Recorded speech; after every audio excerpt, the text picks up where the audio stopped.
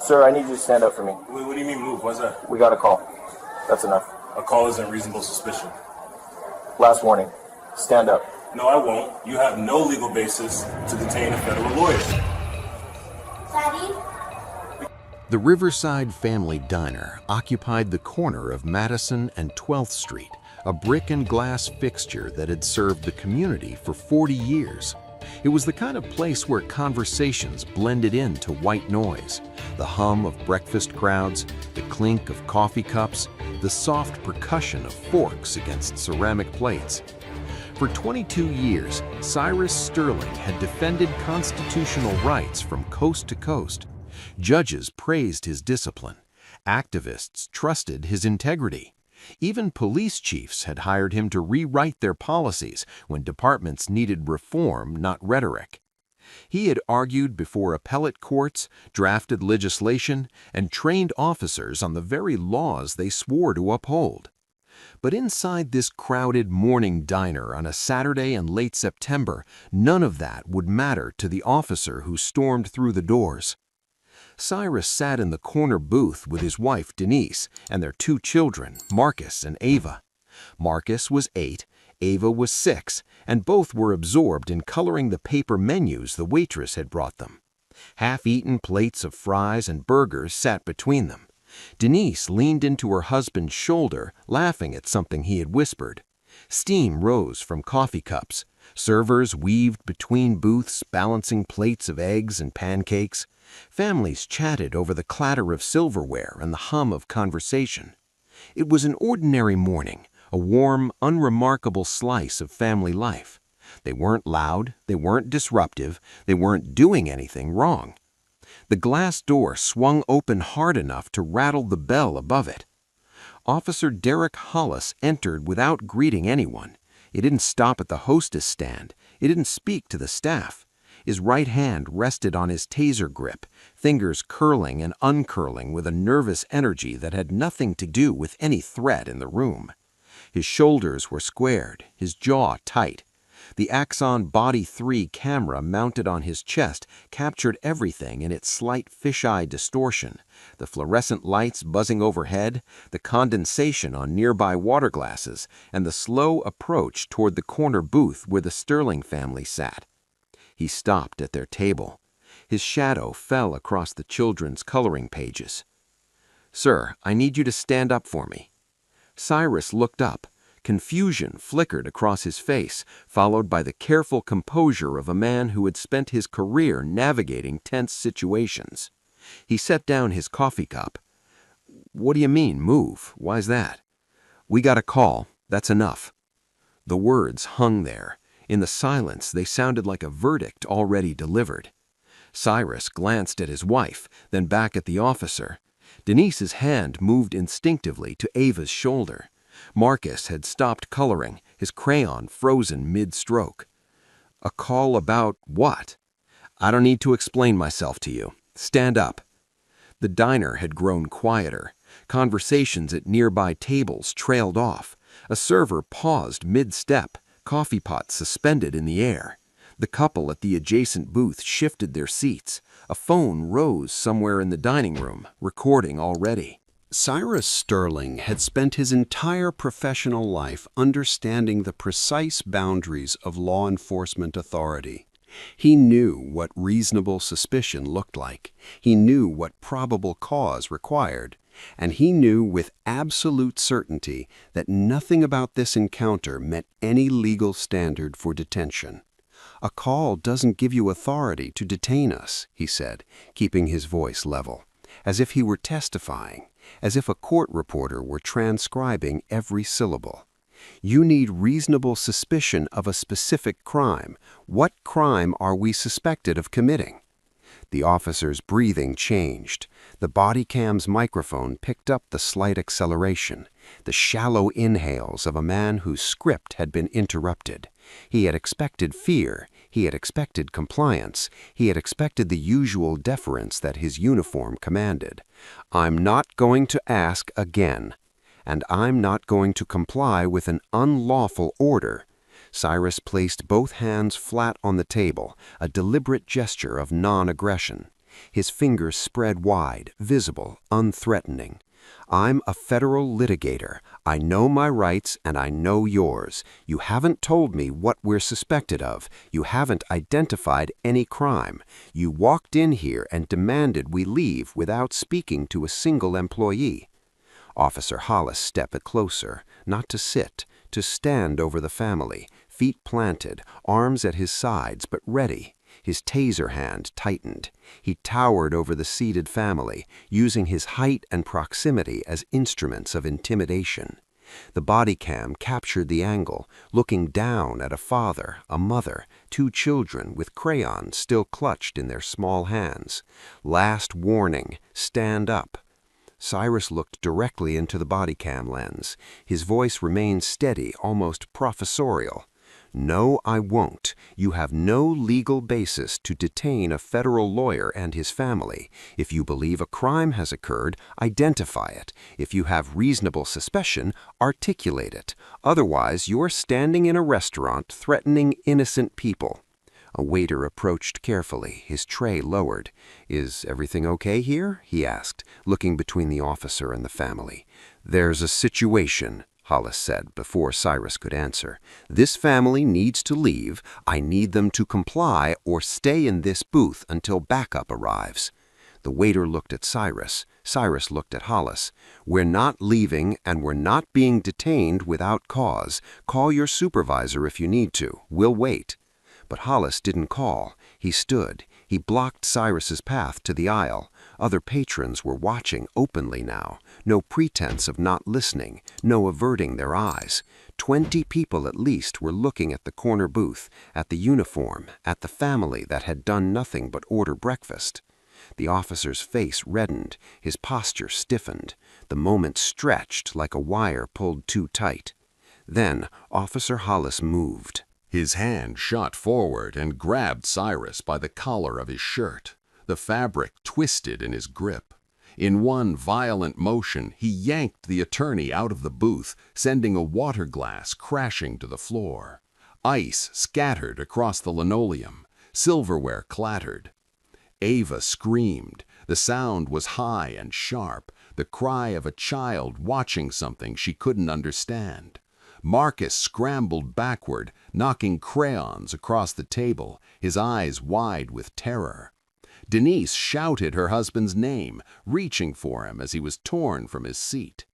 The body cam captured everything in chaotic motion, the ceiling spinning, the fluorescent lights streaking, the stainless steel counter approaching, the impact as Officer Hollis slammed Cyrus against the surface, driving his knee into the back of the lawyer's thigh. Coffee cups scattered, a napkin dispenser clattered to the floor, the cash register shook.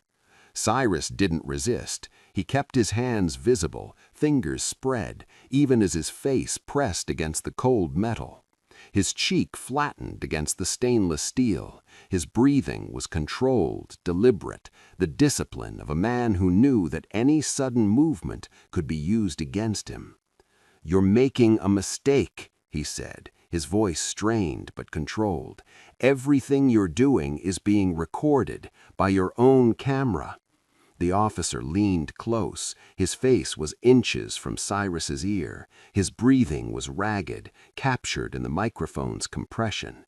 And in that moment, barely audible to anyone else in the room, but crystal clear to the body camera's audio, he spoke a single word. A word that would cost the city millions.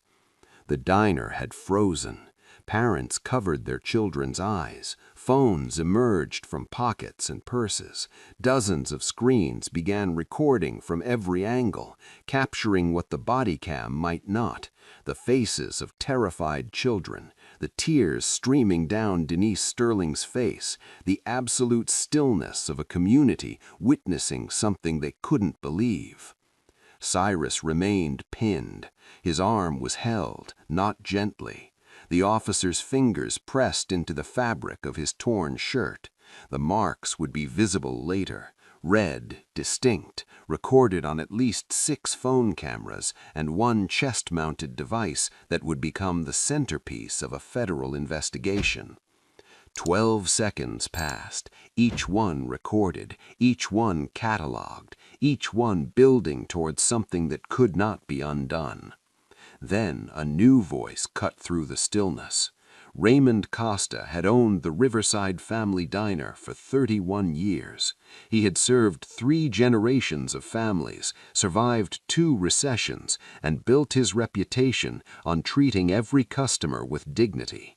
He knew the Sterlings. They came in twice a month, sometimes more. The children always ordered the same thing, fries and chocolate milk.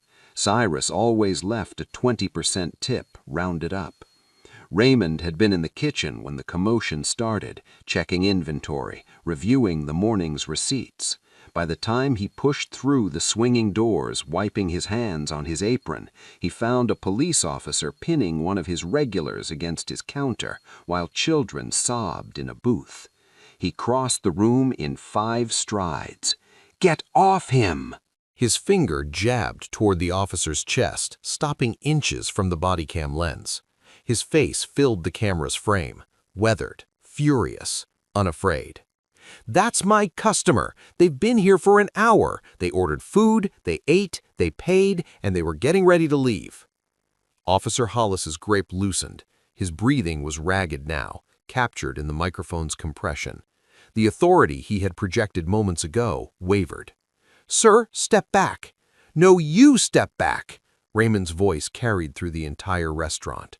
"Did you talk to me? Did you ask my staff anything? Did you check with anyone before you walked in here and grabbed this man in front of his children?" The officer had no answer. His jaw moved. No words came. Around them, the diner had transformed. Patrons were standing now.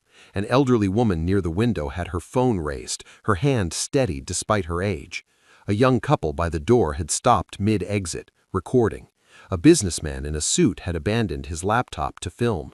The power dynamic that had seemed so absolute moments ago had evaporated. Hollis was no longer an authority figure conducting an investigation. He was a man who had attacked a father eating breakfast, and every person in the room knew it. "Your name," Raymond demanded. Silence. "Badge number." Silence. "I asked you a question, officer. What is your badge number?" Hollis released Cyrus. He stepped back, but he did not leave. He stood between the family and the aisle, his body still a barrier, his confidence crumbling frame by frame. Cyrus straightened slowly. His shirt was torn at the collar. A red mark bloomed across his cheek where it had pressed against the counter. His wrist bore the imprint of fingers that had gripped too hard. But his composure hadn't cracked.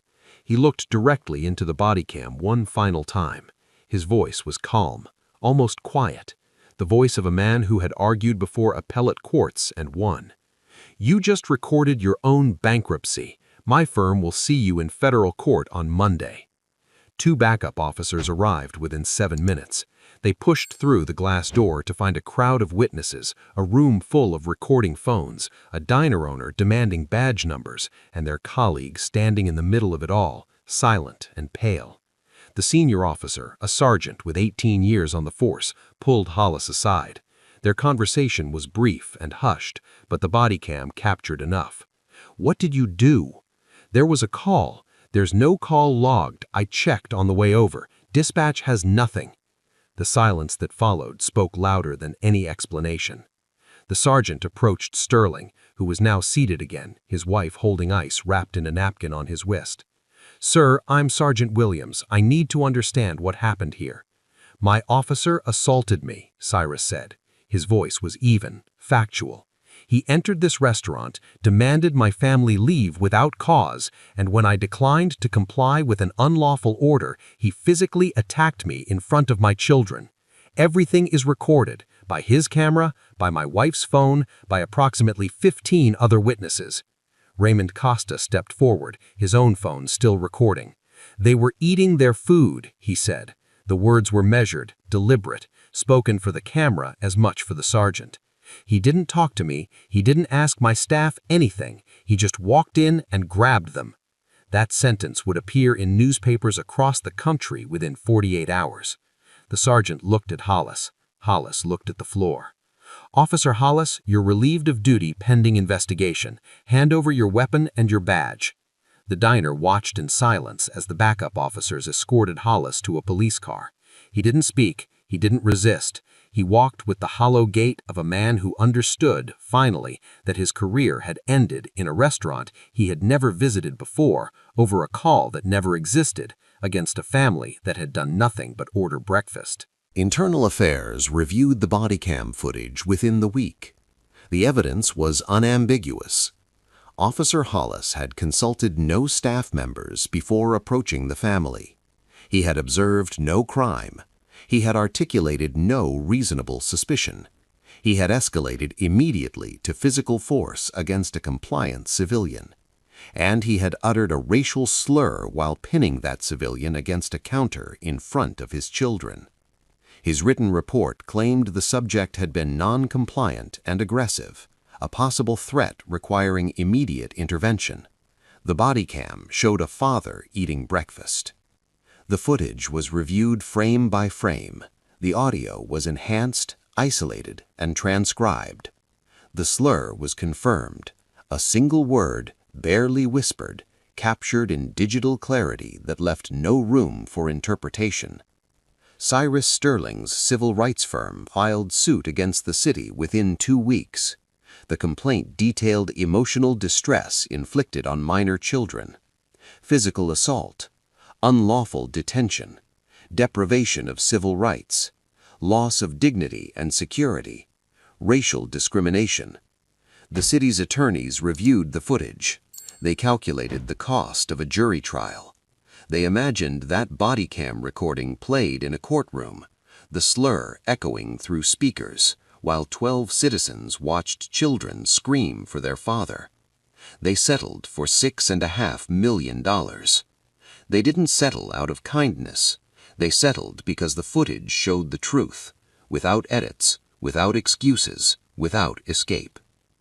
The criminal case proceeded separately. Federal prosecutors charged Derek Hollis with deprivation of rights under color of law, assault, and unlawful detention. The evidence was presented over 3 days.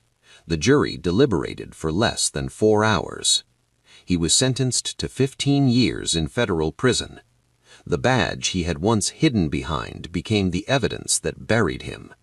The footage spread across the country within days. News networks played the clip on loop. The grab, the slam, the children's screams, the owner's intervention, the calm declaration that would become a symbol of resistance.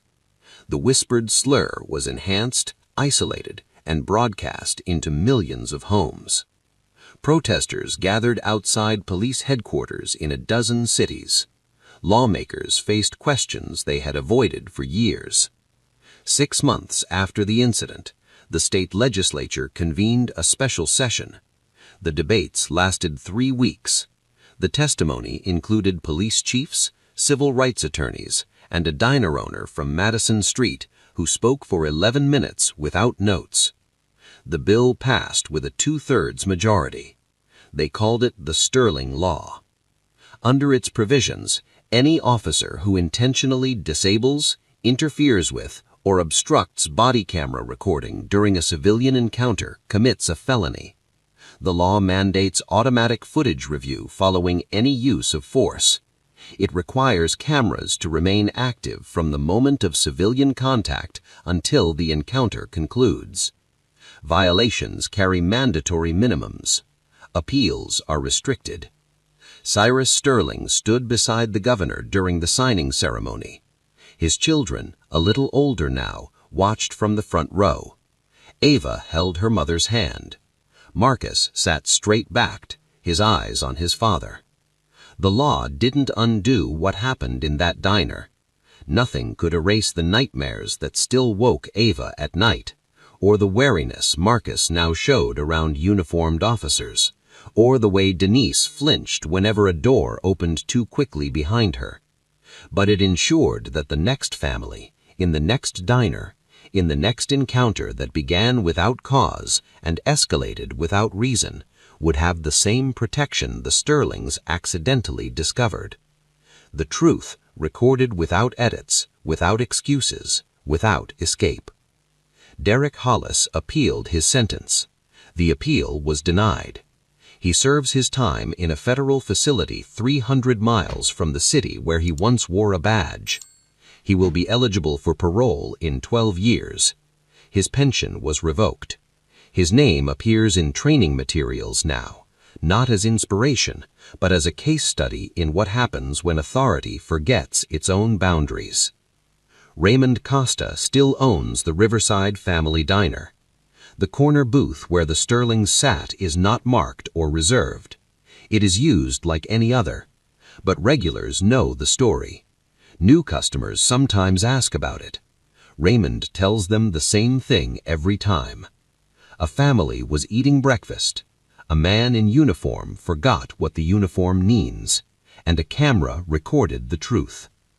The story ended without applause, no vindication speech, no moment where the officer admitted wrongdoing or understood what he had done. It ended with a father who remained calm in a crowded restaurant, with credentials earned over 22 years, and with the knowledge that the worst moment of someone's life can be the moment they prove they were right all along. The system was waiting to be tested, and when it was, it worked, but only because a father refused to run, refused to escalate, and waited for the law to actually apply. In the end, the officer's own camera became the witness that changed everything. Sir, before you stop me, what law did you think I broke? Don't play games. I know a stolen car when I see one. That's not how probable cause works. Keep talking and you're going to make this a lot worse. Give me your ID. This stop has no cause and no consent. I need your badge number because you're in big trouble. For nearly 15 years, the Honorable Elijah Rowan Calder protected the Constitution with an iron spine and an unmatched legal mind. His rulings reshaped civil rights law and held abusive officers accountable nationwide. But the rookie who pulled him over in that quiet gated neighborhood didn't see a federal official. He saw a black man in a luxury car. 20 minutes later, that rookie wouldn't just lose control of the stop, he would lose his badge, his freedom, and his future. Before we continue, where are you watching from? Drop it in the comments. And if you're new here, hit that like and subscribe button, because accountability only works when it's recorded. Judge Elijah Rowan Calder was born in San Francisco in 1973. His mother had been a civil rights attorney. His father had been a school principal. Education was not a luxury in the Calder household. It was a foundation. By the time Elijah was 12, he understood that power without restraint was tyranny. By the time he was 18, he had committed himself to becoming someone who would stand between the powerful and those they harmed. He graduated from Berkeley in 1995. He attended Stanford Law School on full scholarship. He clerked for a federal judge known for constitutional rigor. He spent 7 years as a civil rights prosecutor. Then he moved into private practice, where he took cases no other firm would touch, cases involving police misconduct, cases involving abuse of authority, cases that required understanding both the law and the system that often ignored it. At 48 years old, he had been appointed to the Ninth Circuit Court of Appeals. At 51, he had authored 94 published opinions. 43 of those opinions had addressed police conduct and constitutional protections. His rulings had set precedent. His decisions had been cited in courtrooms across the country. His legal reasoning had become the foundation for how federal courts evaluated unlawful stops. He lived alone in a gated community in the Oakland Hills. The neighborhood was quiet. The homes were substantial. The residents were professionals, doctors, lawyers, executives. The security was designed to ensure peace. Except, peace can be disrupted by someone who does not understand what they are disrupting. The Axon Bodycam activates with a metallic click. The harsh midday sun floods the lens. Glare washes across the frame in harsh whites and deep shadows.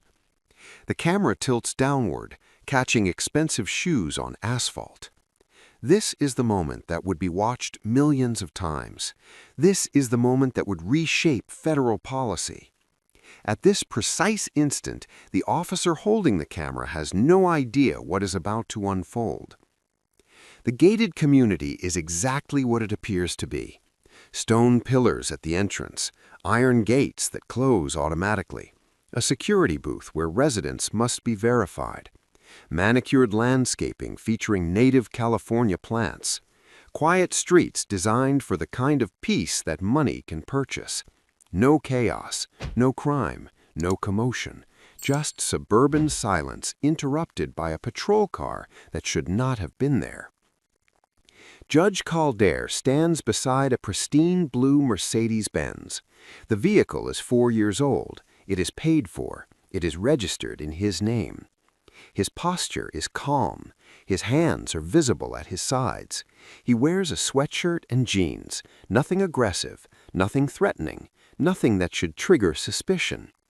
He is simply a man standing beside his own vehicle, in his own neighborhood, on his own property, waiting for what he believes will be a routine moment. The date is July 16th. The time is 2:23 p.m. The temperature is 97 degrees. The sky is clear. The conditions are normal. Nothing about this afternoon suggests what is about to happen. Officer Derek Paulson was born in 1998. He was 26 years old. He had been on the police force for exactly 3 years and 2 months. In those 3 years, he had attended the academy, completed his probation, and begun building what he believed would be a career in law enforcement. He was not thoughtful. He was not reflective. He was the type of officer who acted on instinct and called it experience. Paulson's patrol car had entered the gated community without authorization. He had not been called, no crime had been reported, no resident had contacted the police. He was conducting a routine patrol, which meant he was driving through neighborhoods looking for reasons to stop people. He had spotted the blue Mercedes-Benz and made a decision. The decision was not based on anything he observed. It was not based on a traffic violation. It was not based on anything other than the color of the man standing beside the vehicle and the fact that the vehicle was expensive. Paulson stepped out of his patrol car. His hand gripped his firearm holster.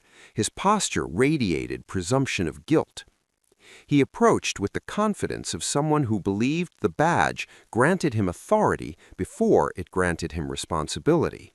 "License," Paulson said. His voice was sharp. "Now, I know a stolen car when I see one." The accusation came without any observation to support it, without any traffic violation, without any criminal report, without any basis in law. Judge Calder's response was immediate and measured. His voice remained level despite the aggression being directed at him. "Officer, what crime did you witness before initiating this stop? What specific traffic violation did you observe that prompted you to approach this vehicle?" The question was not argumentative. It was legal. It was fundamental. It was the question that every person stopped by police should be able to ask. It was the question that Judge Calder had built his career defending the answer to. "Don't get smart with me," Paulson said. His tone had shifted from simple aggression to something more hostile. "I'm asking you to produce your identification now." "I understand you're requesting identification," Judge Calder said. His voice remained steady. "But before I provide it, I need to understand the legal basis for this stop. You have not articulated any criminal observation. You have not cited any reported violation. You have not stated any articulable suspicion. Under the Fourth Amendment, a lawful stop requires at least reasonable suspicion of a crime. What suspicion do you have?" Paulson's face reddened.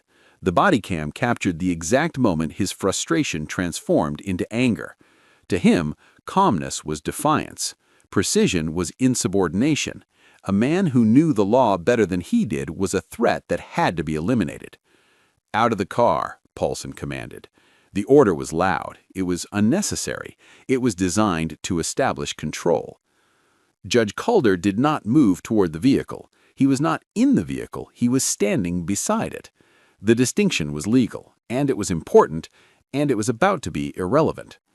Paulson lunged forward. His movement was sharp and deliberate.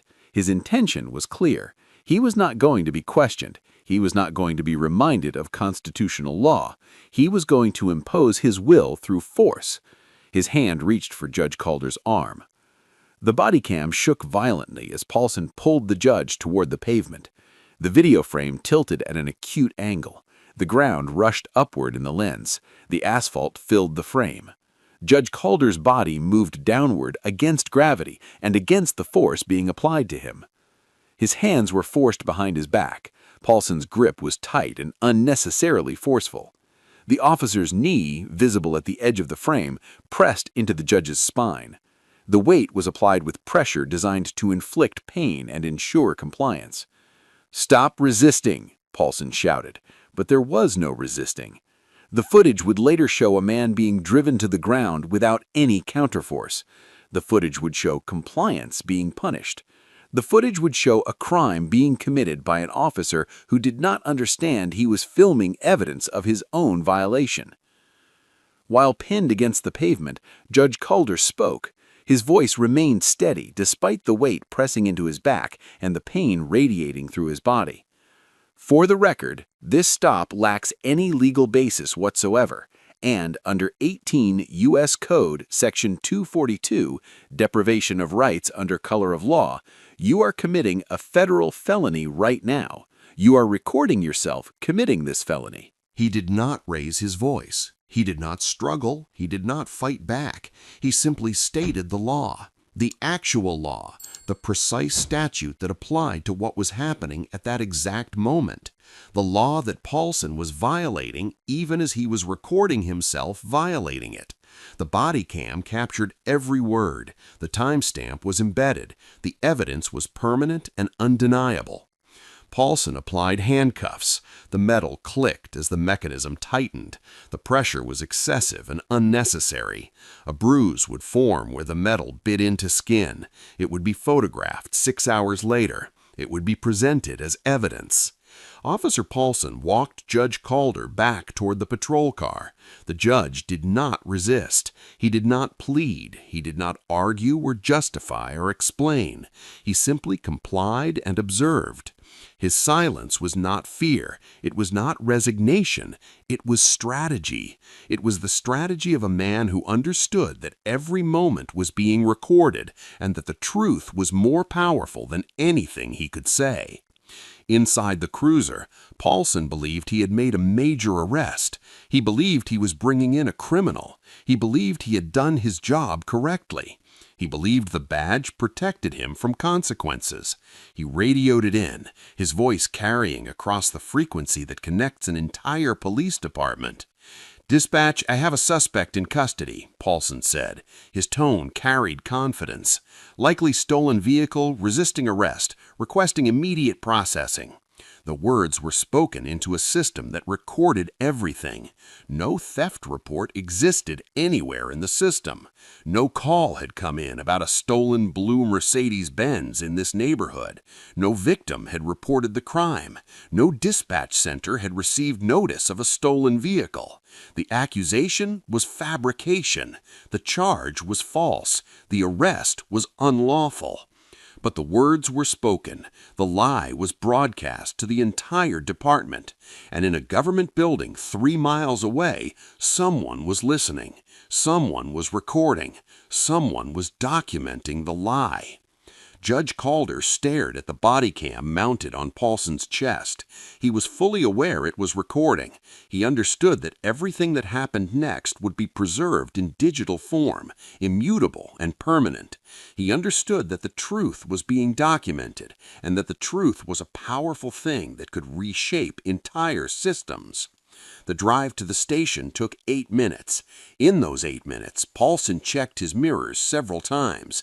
He seemed pleased with himself. He seemed confident. He seemed certain that he had done the right thing. He had no idea that his career was ending. Officer Paulson walked Judge Calder into the police station at 2:47 p.m. He escorted him through the lobby. The ambient noise, the chatter of officers, the movement of people, the background hum of a functioning police department stopped almost immediately. The station did not go silent all at once. It deflated. Conversations paused mid-sentence. Eyes moved. Recognition spread across the room like a wave. A captain named Michael Torres stepped forward. His face showed something between confusion and realization. He had been in the department for 22 years. He had supervised Paulson for 8 months. He knew who Judge Calder was. "Rookie," Torres said, his voice carefully controlled. "Tell me you didn't just put cuffs on Judge Calder." Paulson's grip on the judge's arm tightened. His breathing changed immediately. His throat constricted. His certainty began to crack. The reality was beginning to penetrate the confidence he had felt moments before.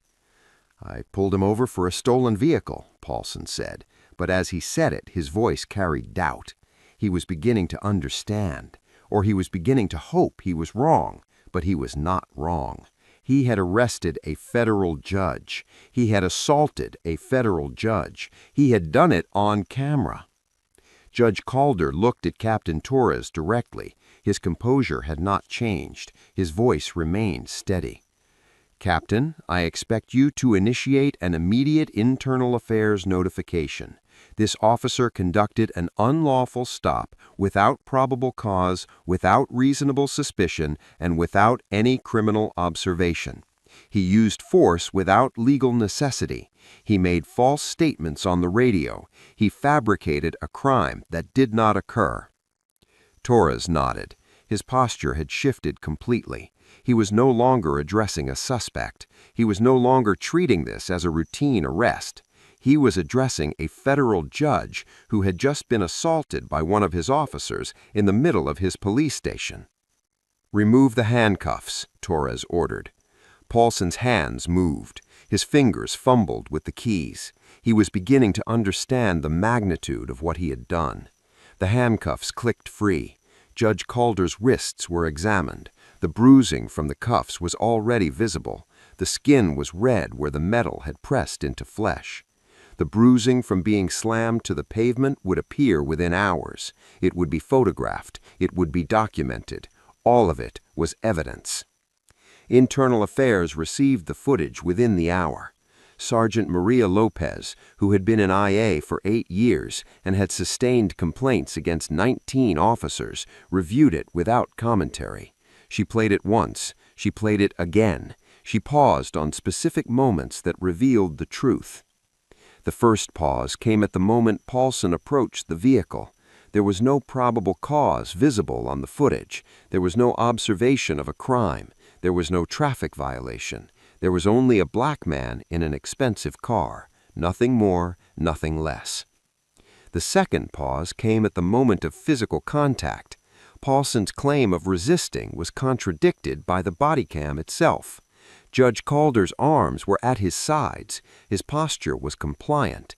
His body was not moving in any direction other than the direction Paulson was forcing it. There was no resisting.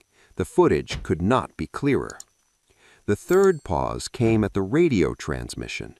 Paulson's statement, "likely stolen vehicle, resisting arrest," was objectively false, not subjectively debatable, not open to interpretation, false. The car was not stolen, the judge was not resisting, the claims were fabrications. Sergeant Lopez compiled her findings without repetition. She documented what the footage showed in the first instance. She documented what the radio transmission claimed.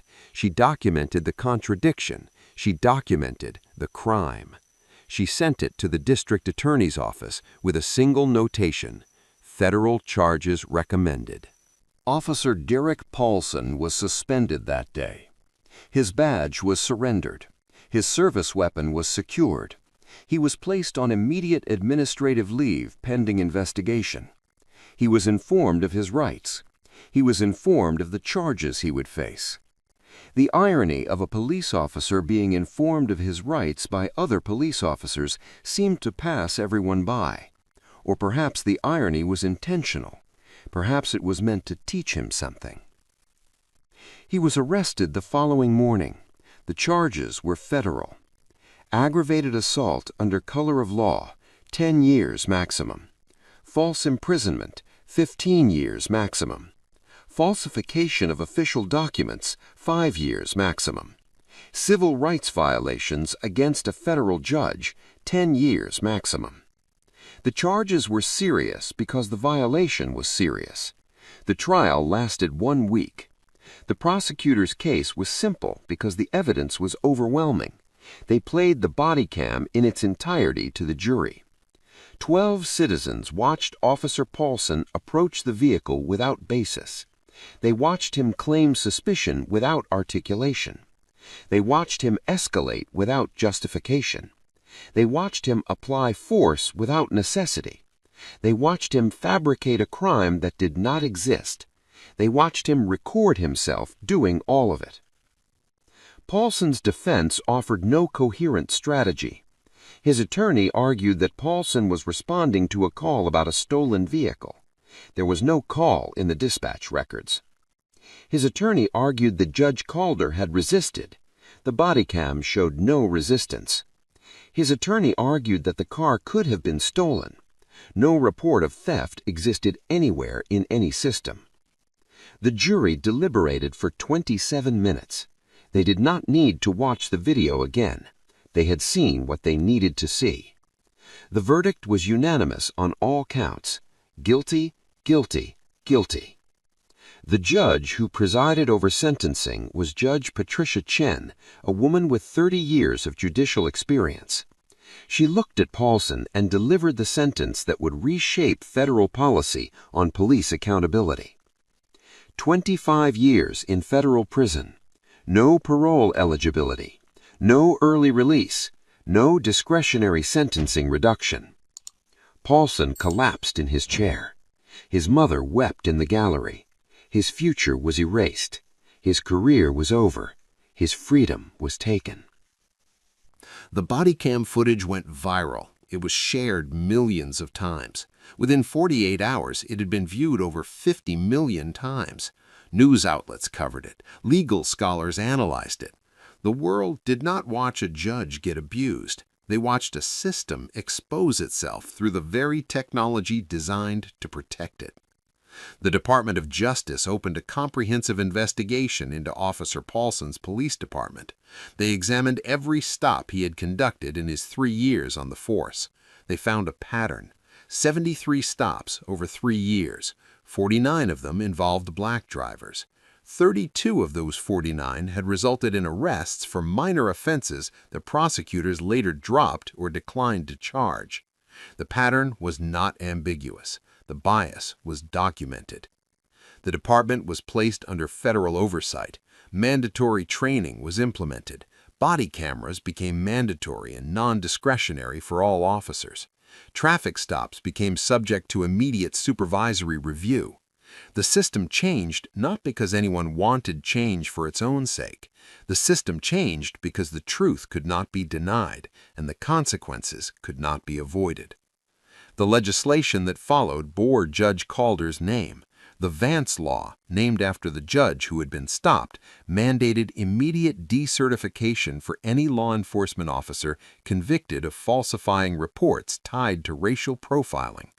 The law extended nationwide. It became federal standard. It became the mechanism by which corrupt officers were removed from the system permanently. Judge Calder returned to his chambers weeks after the verdict. He did not speak publicly about his experience. He did not grant interviews. He did not write op-eds or commentary. He simply returned to work. He continued ruling. He continued holding power accountable. He continued being the judge that criminals feared and constitutional rights depended on. The world learned a lesson from Judge Calder's experience. Accountability exists because cameras are rolling. Truth survives because documentation is preserved. The badge does not protect against the law. The uniform does not exempt anyone from the Constitution. Officer Derek Paulson is currently in federal prison, serving his 25-year sentence without possibility of parole. He will be released at age 51 if he completes his full sentence. His career is over. His freedom is constrained. His future is defined by the moment he decided that a black man in a luxury car was suspicious enough to arrest. Judge Elijah Rowan Calder continued his work on the bench. His decisions continued to reshape civil rights law. His opinions continued to hold power accountable. His life continued to exemplify the very principles he defended in his courtroom. If this story shocked you, remember, accountability only exists because those cameras were rolling, because the law was stated precisely, because the truth was preserved in digital form where it cannot be erased or rewritten. Where are you watching from? Drop it in the comments. And if you believe stories like this deserve to be seen, hit that like and subscribe button, because the fight for accountability never ends, and these stories prove that it matters. What is up, man? What are you doing out here? Since when standing in your driveway requires questioning? Don't ask questions, buddy. Hands where I can see them. You need to slow down, my man. Don't tell me what to do. You're detained. Since I'm detained, I'm Sergeant Darnell Cross. For nearly 2 decades, Sergeant Darnell Cross served as the backbone of his department, the steady presence rookies relied on, the mentor captains trusted, and the officer who never hesitated to walk toward danger when others stepped back. He built a career on restraint, precision, and an unshakable sense of justice. But on a blistering Las Vegas afternoon, none of that mattered to the rookie who spotted him standing in his own driveway. What that rookie saw wasn't a veteran officer. What he thought he saw was a suspicious black man leaning on a nice SUV. The security camera above the garage captured what happened next. Every command shouted, every accusation, every unlawful touch. By the time the handcuffs clicked, the rookie believed he had made the biggest arrest of his life. He was wrong. Within the hour, the entire precinct would witness a career implode in real time, and 6 months later, a courtroom would decide his fate, 20 years behind bars. Before we continue, where are you watching from? Drop it in the comments, and if you're new here, hit that like and subscribe button, because accountability only works when it's recorded. Sergeant Darnell Cross was 43 years old. He had spent 19 years as a police officer. For the last 7 of those years, he had held the rank of sergeant. He was not the kind of sergeant who yelled or used force unnecessarily.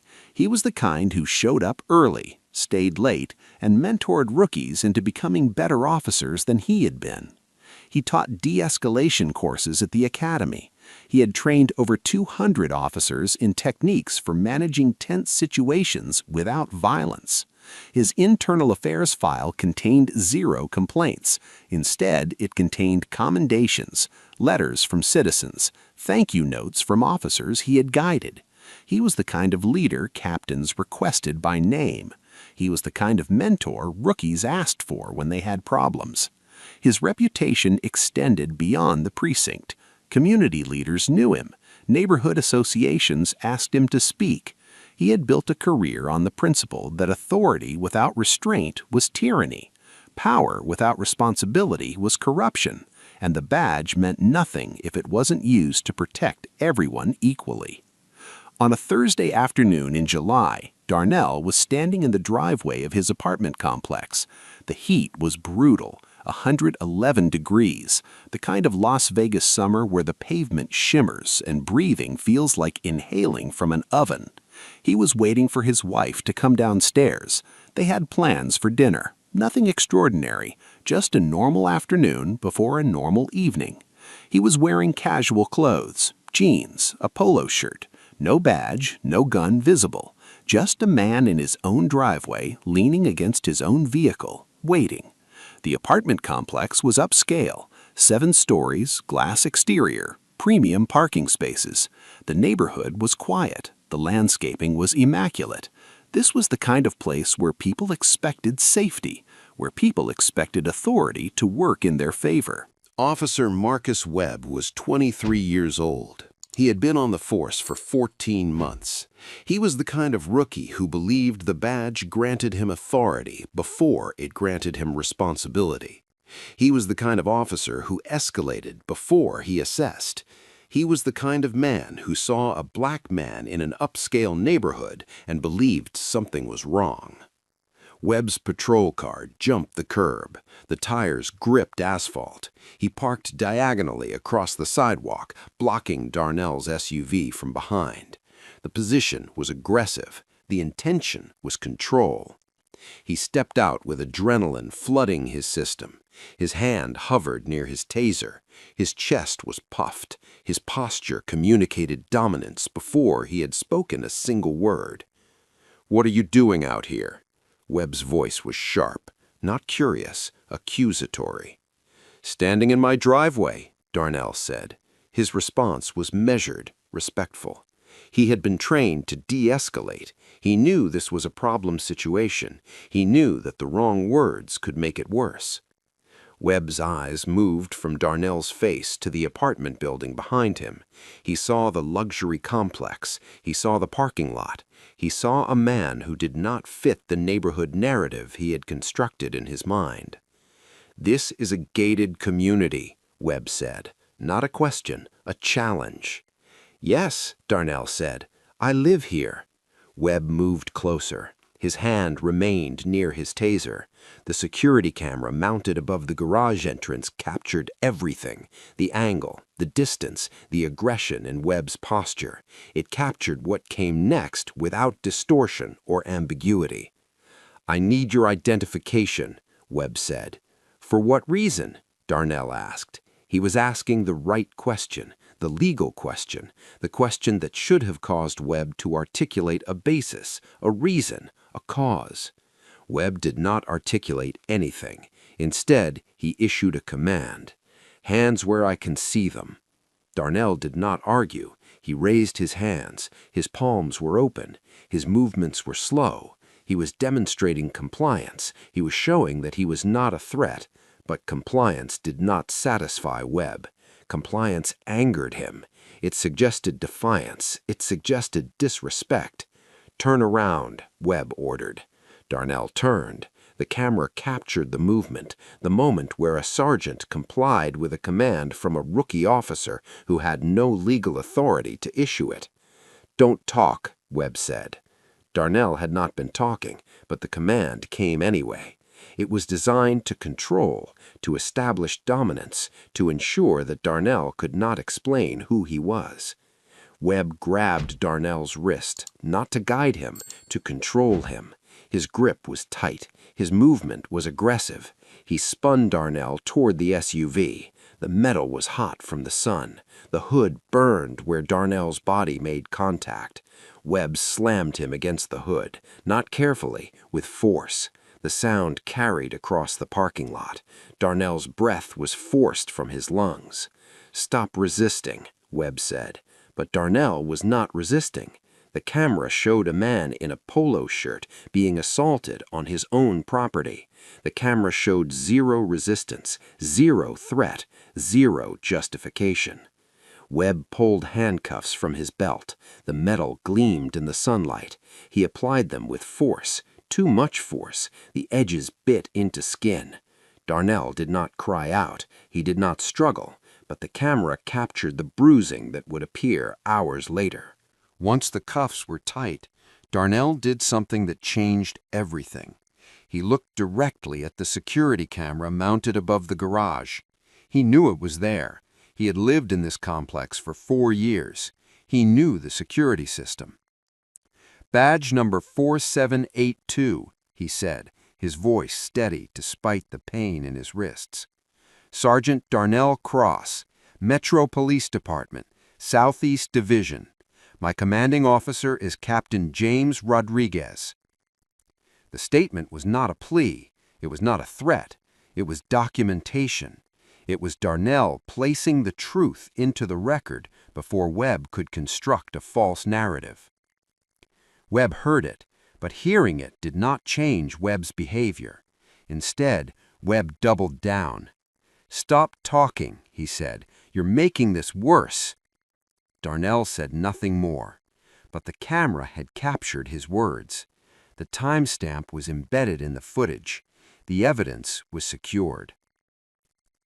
Webb walked Darnell to the patrol car. The walk across the parking lot was observed by neighbors. A woman watering her plants watched. A man washing his car paused. They saw a black man in handcuffs being escorted by a young officer. They saw what Webb intended them to see, an arrest. They did not know they were witnessing a federal crime. Webb had not yet absorbed what Darnell had said, or he had absorbed it and was choosing to ignore it. Either way, he did what rookies do when they're uncertain. He radioed it in. "Dispatch, this is Unit 7, Webb said, his voice carrying across the radio frequency. "I have a suspect in custody, male, possibly armed, resisting arrest." Darnell was not armed. The footage would confirm this. Darnell was not resisting. The footage would confirm this too, but the words were spoken. The lie was broadcast. And somewhere, in a building 3 miles away, Internal Affairs was listening. Not because they were monitoring Webb specifically, but because this particular apartment complex had security cameras hardwired into the IA monitoring system. Years earlier, a different corruption case had led to the installation. The system was designed to protect, to document, to ensure that truth could not be fabricated. Every second of what happened in that driveway was being recorded. Every word Webb spoke was being heard. Every accusation was being preserved. Webb arrived at the precinct with Darnell in the back of the patrol car. The drive took 8 minutes. During those 8 minutes, Webb had convinced himself that he had made a legitimate arrest. The radio chatter had validated him. No supervisor had questioned him. The system had not corrected him. Webb parked in the secure lot. He escorted Darnell from the vehicle. They walked toward the holding area. The precinct was active. Officers moving between stations, detectives reviewing files, support staff managing paperwork. Webb approached the front desk. The desk sergeant, a woman named Martinez with 17 years of experience, looked up. Her expression did not change, but it did change, subtly, almost imperceptibly. She saw Darnell's face. She recognized him. "Bring him in," Martinez said quietly. Her tone had shifted. It was no longer neutral. It carried something else: concern, recognition, alarm. A detective who had been reviewing files 2 stations away looked over. His posture froze. He stood. He walked toward the desk. He said something to Martinez that could not be heard from where Webb stood. Webb did not notice the shift in the room, or he noticed it and did not understand it. He was still operating in the mindset of arrest, still riding the adrenaline, still convinced of his correctness. Then Captain Rodriguez appeared. Rodriguez was Darnell's commanding officer. He was 51 years old. He had been in the department for 28 years. He had seen young officers make mistakes. He had seen young officers cause harm. He had never seen a young officer arrest his own sergeant. Rodriguez looked at Darnell. He looked at Webb. His face did not show anger. It showed something darker, a recognition of what had just occurred, the magnitude of it. "Uncuff him," Rodriguez said. "Captain, Webb began. "Uncuff him, now." Rodriguez watched as Webb fumbled with the keys. The handcuffs came free. Darnell rubbed his wrists. The marks from the metal edges were visible. "You're suspended," Webb said to Rodriguez, "effective immediately.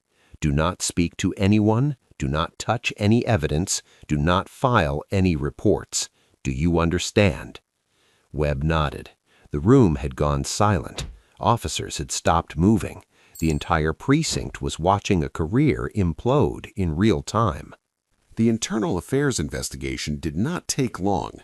The footage was already in their hands. They had watched the entire incident unfold. They had heard every word. They had seen every contact. They had documented every violation. The reviewing officer was Sergeant Lisa Chen. She had been an IA for 6 years. She had sustained complaints against 17 officers. She did not play politics. She did not protect the blue line. She pursued truth. She compiled the findings without repetition. Unlawful stop with zero articulable suspicion. Unlawful detention without cause. Assault while in restraints. False statements in radio communications. Tampering with evidence. Webb had attempted to edit his initial report, then abandoned the effort. 6 charges, each one documented, each one supported by footage. The prosecution's office reviewed the evidence and decided to file federal charges, not state charges, federal charges.